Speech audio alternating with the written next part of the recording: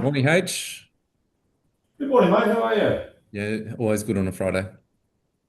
Absolutely. Yeah. It's been a pretty interesting week for the market. We had a really negative sort of Wednesday, down very heavily.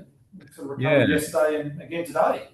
Yeah. I think you get the feeling that the US and the Middle East are probably getting closer to some sort of deal.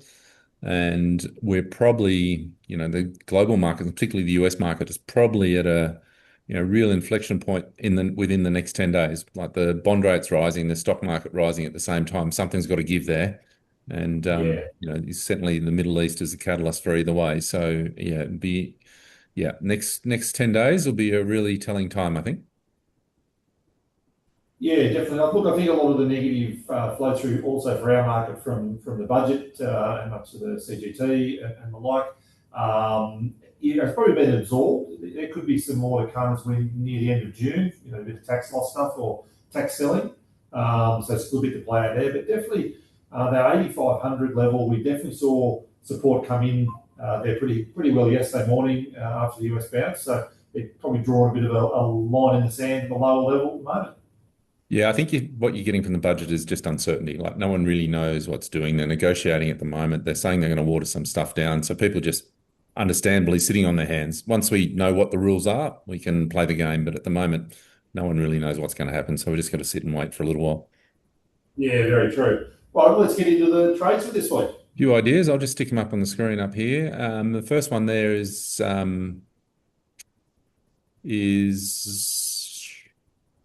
Northern Star. Did you want to talk through that one or? Oh, mate, you do Northern Star. I think it's one you've been following quite a lot. Yeah, well, gold's come back quite a way. Bond yields rising in the US and all, and dollar influences has pushed gold down and the gold stocks with it. I think the longer term outlook is that in Australia, in particular, if you get rising inflation and lower productivity, gold traditionally does a little bit better. Given the current pullback on gold stocks, it sort of presents a bit of an entry point for someone looking at. I know a few clients did the same sort of trade last week with Evolution Mining. This week we've put up Northern Star. I don't think you do both; you just do the one.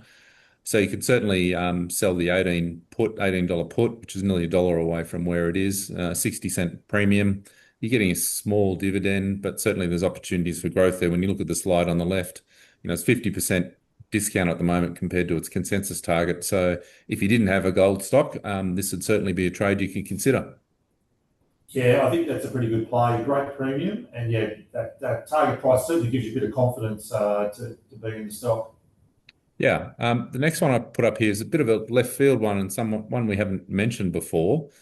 Um, did you want to touch on this one? I'm happy to talk through it as well. Hey, you go. I'll cover the Suncorp one. Yeah, right. This is a bit of a left field one. It's this stock, WiseTech, has been incredibly beaten up. It for a couple of reasons. One, its CEO was in the headlines for all the wrong reasons last year for misbehaving with some staff. Then the governance came into question. The stock sold off, and then because it's an IT a tech company, it got caught up in the whole AI is going to ruin the world type scenario for tech. So it sold off heavily on the back of that as well. We did a bit of a deep dive on a few tech stocks over the last couple of weeks, looking at, well, where is AI really going to hurt them? And it's probably the stocks where the data to run the AI program is freely available. So when you think of accounting type software, you plug in the accounting rules and AI could probably work it out for you. In fact, I used AI to do most of my tax return for me this year, and it did it pretty well and handed it all to the accountant. But this one, its data is all locked up in proprietary software and you can't scrape it. So it's going to be really hard for AI to replicate what this stock does in the longer term. And it's got a pretty niche sort of market. So it's been incredibly beaten up. As you can see, its targets there are, nearly 98% upside on where it currently is. It's not without risk with some of the things it's doing. It's certainly a stock that, could see some more volatility, particularly on the back of where its CEO is at. If you had a large portfolio and looking at taking a small play here, because it's been so volatile, the premium in it on puts is incredible. So it's got incredible premium on it. So if you're prepared to Yes. hold this for a long time on a sort of $90,000 exposure, you're going to get nearly 3.5 grand for 25 contracts. So it's a bit of a left field one, a bit more. I'd consider this one a little bit higher risk, but certainly one you could consider. But I think it's a great idea because most local investors won't have a lot of tech exposure. I think for Australian investors over the years, Telstra has been considered their tech stock. Really doesn't represent the global tech sector. So I think WiseTech's definitely worth having some exposure to, and great premiums. So definitely one to look at. Yeah, I mean, even on that premium, you can nearly half the contracts again if you wanted to, and you're still getting a reasonable premium. So, yeah, Yeah, certainly not for everyone. A little bit more higher risk given what the company's background, but one to consider. yeah, definitely, definitely. And Suncorp, Yeah, all right. Well, Suncorp, obviously, look, it's had a pretty good recovery from the lows. It sort of got down to the low $15 range. I think generally the business is actually functioning pretty well. Now they've got the banking arm out, the insurance arm actually will perform pretty well in margins versus having a banking arm there. Targets up, yeah, $19.10 as the targets. I've actually seen a couple of reports that are suggesting slightly over $20 targets have recently come out. But it's 17.55 where the stock is now.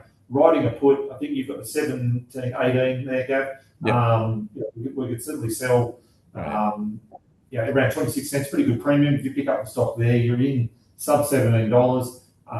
Look, div yield's not bad. It's not huge, but certainly not too bad. And look, premiums and growth for the insurance business, the forecasts look pretty good. So I think it's one that definitely you could take a bit of exposure on. And I think there's a good little play there. I think certainly insurance companies, when interest rates are high, tend to do a little bit better. So again, if you didn't have one of these in your portfolio, it's a good one to consider. Yeah, definitely. Those bond yield, you're pushing up certainly US bonds. A lot of insurance companies park their assets in bonds. So yeah, general performance for that area will be pretty strong for them. Yeah, a couple of interesting trades this week, bit different for us, but yep, something to consider. Yeah, definitely. All right, mate. Well, market's Yep. up, but whether we hold into Friday afternoon will be interesting. Yeah, let's see how we go late into the day. Have a good one. You too. Thanks, mate. Bye.